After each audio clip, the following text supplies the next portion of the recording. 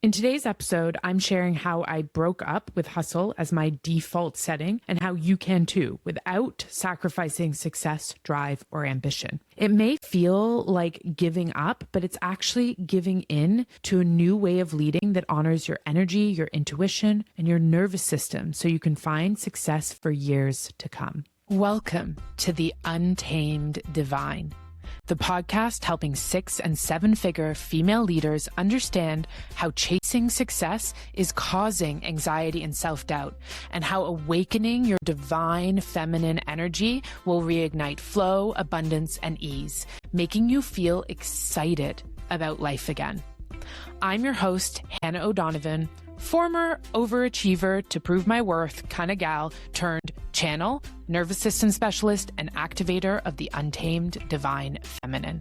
Let's get into it. In this episode, you'll discover why we continue to hustle even when we know it's hurting us, why momentum has become your false sense of safety, what surrender actually looks like in real life, and how to soften without losing your edge, ambition, or income. Sometimes it's not that burnout creeps up and surprises us. We are likely pretty attuned to the fact that we're teetering on the edge of something not so great, but we're kind of scared to slow down for fear that losing our momentum means losing everything that we're working for. And sometimes we may not feel like we even have control over slowing down. Like our brain and our body are at war with each other. And one is saying, it's time to take a break. Please, for the love of God, take a break. And the other is already adding something new to the to-do list, saying, you know what, let's just get through this week and then we'll slow down forever. So why do we continue to hustle even when we know it's hurting us? Whether we choose to ignore them or not, the signs are there. We can feel it. The tight chest, that wired but tired state, the irritability, the subtle resentment, the constant low-grade anxiety humming underneath everything that every once in a while spikes to this like unbearable level. So while you might know where the train is heading, the slowing down feels more dangerous than continuing. But why? Because hustle has become a deeply ingrained part of your identity, and releasing a part of our identity is not always as simple as saying, I want to make a change, and poof, that change happens. When you've been rewarded for majority of your life for being capable, reliable, impressive, the thought of no longer being seen as the one who handles it all with ease and grace feels like this version kind of death, at least to our nervous systems. Because when we have to shift and release a fundamental part of our identity, it is kind of akin to a death. It's part of the death and rebirth cycle that we have to go through, but we often resist at all costs. And then that very real fear creeps in. If I change how I relate to productivity, will that change how worthy I am? If I slow down, will I fall behind? Will I lose relevance? Will I lose income, respect, who I am?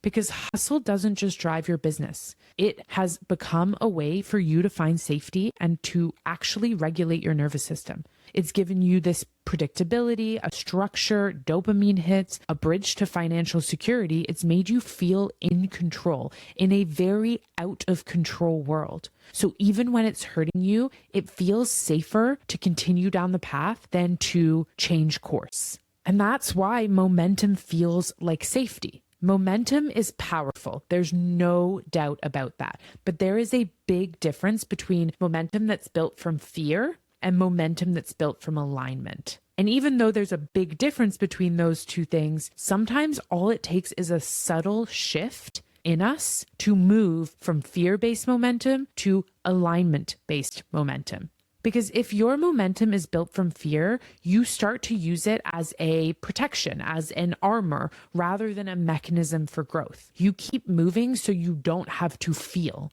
You don't have to question. You don't have to sit with the discomfort of uncertainty. Because when we invite in stillness, which is part of slowing down, which is part of untangling from hustle culture, it removes distraction. And distraction has likely been your coping strategy, masking deeper fears of not being enough, of being replaceable, of losing financial autonomy, of becoming irrelevant, or my biggest fear of all, of being ordinary. We don't want to feel ordinary. We want to feel special. We want to feel extraordinary because that's how we're remembered. That's how we maintain a legacy long after we're gone. That's how we feel like we've made something out of this one wild and precious life. When we take the time to slow down, which is what we need to do, like I said, to untangle from hustle, to find momentum built from alignment rather than from fear, our minds naturally get louder. Our nervous systems might even send up danger signals, like we're actually under threat when we're not. Not because we're actually in danger, but because the absence of fear-based momentum feels unfamiliar and therefore unsafe. It doesn't matter how many times we tell our minds it's not true.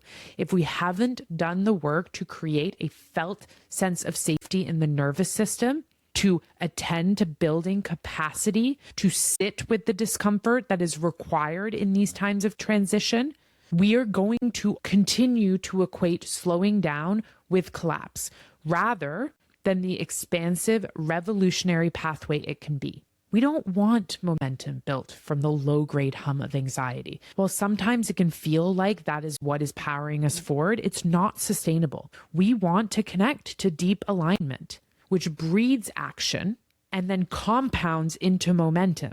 And in order to find alignment-based momentum, we have to befriend surrender. And we have to also get used to befriending surrender over and over again because life is not linear. Our seasons don't naturally grow one from the other.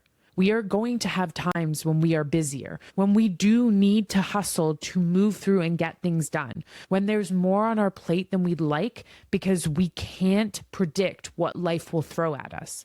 So there are going to be moments where that busier, more demanding season of life is required. And when we have the basic nervous system devotion, the basic nervous system capacity, when we have poured that foundation properly, and when we understand how to befriend surrender, then that means that we don't just continue on the path of this demanding season of life when that demand is no longer necessary simply because our nervous systems are attuned to it. We're able to unlink, take a break, pause, slow down, look at our calendars, look at our to-do lists and go, what is actually necessary here? And what am I putting into empty places to feel relevant, to feel like I am doing something, to trick my nervous system into feeling like I have momentum that's not just fear-driven. So first of all, what does surrender actually look like, and how do we soften without losing our edge? Unfortunately, surrender has some kind of terrible branding. We hear surrender and we think passive, lazy, irresponsible, giving up, lost ambition, and maybe even with that financial instability, which is scary when we've got to pay our bills, when we are supporting ourselves and others. But surrender within the container of feminine leadership actually means letting go of force and control, not of vision and desire. Those are different things. It's about trusting timing, aligning for momentum, and not just abandoning hard work and effort, but making sure that that hard work and effort is from a place of desire, is from a place of inner knowing, and not from a place of fear. Because hard work driven by fear versus hard work driven by alignment, two very different results and two very different feelings in your body. So what does true surrender actually look like? Because like I said, you are going to go through seasons and you are going to have to reacquaint yourself with surrender over and over again. So it's important that we really get to know what it looks like for you. Very importantly, listening to your body before it screams at you. I have experienced on more than one occasion, but one particular occasion, my body absolutely screaming at me, and it does not feel good. So when we are in these seasons of hard work, in these seasons where more demands are placed on us, connecting to surrender allows us to actually listen to what our body is asking for. Understand where our true limits are, not the limits that we meet when we ignore everything that our body is asking for, but before that outer limit. before it's too far gone. Surrender looks like taking time off before your nervous system crashes, right? So listening to the body before it has to scream and taking time off, or at least slowing down before the nervous system has to force us to slow down. It means making decisions from grounded clarity instead of urgency, instead of being in this cycle of hustle and production and just making decisions that keep fueling that and not actually going, is this serving my greater mission? Is this getting me closer to what I actually want? Or am I now walking down a path of success that's taking me away from my true values, like being present, like being able to enjoy life and pleasure outside of work, outside of building and growing? And it certainly looks like choosing alignment over optics. It looks like listening to our inner knowing, even if that inner knowing is not going to make sense to some people outside of us. And when we approach surrender from this place, it clears the way for us to connect deeply with our divine feminine, which is where our magic lives, a place from which I know personally our ambition, income, and magnetism multiplies. Because we're no longer leaking energy, chasing validation, operating from anxiety, and trying to prove how worthy we are to others. Instead, we're in this container of success that feels really fucking good. And when we feel good, when we are working with our body and not against it, the path to more opens up in such a beautiful, beautiful way.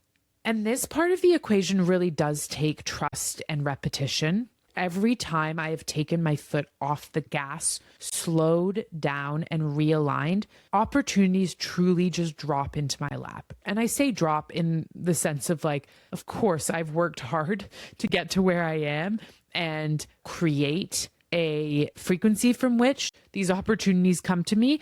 But what I mean by that is when I am forcing, when I've got my foot slammed down on the gas, even though my gas tank is empty and the fuel light is blinking at me, is dinging, things just don't flow as easily into my life.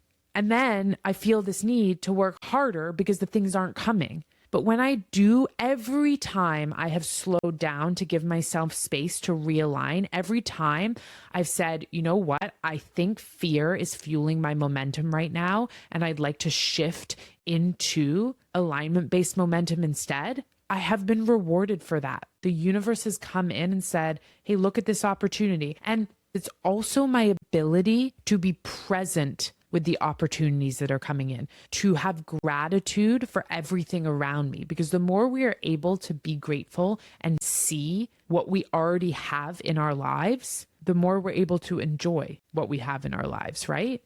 So if you are continuing to hustle, even when you know that it's hurting you, hopefully this episode gave you a little bit more insight as to why that is. It's not because you're a broken human. It's because your nervous system is possibly attuned to momentum feeling like safety, but you need to discern between when you're in fear-based momentum and when you are in alignment-based momentum, and build the nervous system foundation and the tools that allow you to not only recognize when you're in fear-based momentum rather than alignment-based momentum, but also to shift out of one and into the other, right? Because when you do that, when you're able to shift into alignment-based momentum, that gives you the opportunity to soften without losing your edge, to engage with surrender that looks like listening to your body before it screams at you and taking time off before your nervous system crashes, making decisions from a place of grounded clarity that feel good instead of urgency, instead of attachment to this cycle of hustle. And most importantly, it looks like giving yourself the trust to choose from your intuition rather than what is going to please others. And most importantly, it's about commitment to the trust and repetition required in the seasons where we might have more demands on us, where we may need to give more of ourselves than feels completely aligned in the moment, but that we know when too much is too much, and when that season requires us to shift once again into a place of more balance so that we don't keep running on the treadmill until the tank is out of gas. So thank you for listening, and thank you for continuing to trust that your deepest desires are inevitable and you deserve to be turned on by your life. It's a fucking myth that we have to suffer through. Desire over duty always, baby. We have new episodes every Wednesday and Friday at 8 a.m. Eastern, so I look forward to seeing you again this Friday. Are you still stuck in the cycle of overdrive and feeling anxious even after trying things like meditating, journaling, and even resting? These tools only work at the level of the mind and can't create the safety your body is craving when your nervous system is dysregulated. That's where the return journey comes in. A free 5-day audio experience designed to help high-achieving women like you finally regulate your nervous system, awaken your divine feminine energy, and reconnect with the part of you that leads with flow, not force, no matter what's happening around you. In less than 15 minutes a day, you'll feel more grounded, empowered, and emotionally agile by this time next week. Find the link in the show notes.